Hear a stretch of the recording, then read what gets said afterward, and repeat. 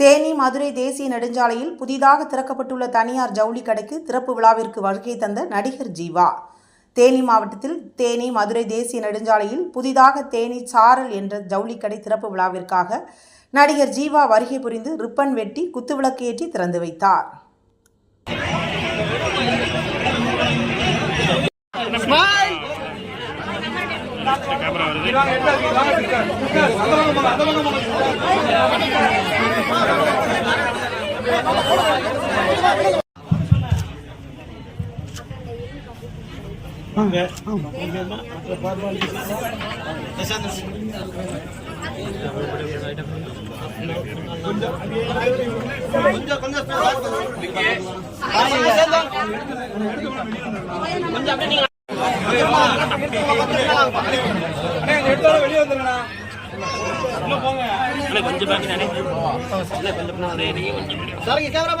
கொஞ்சம்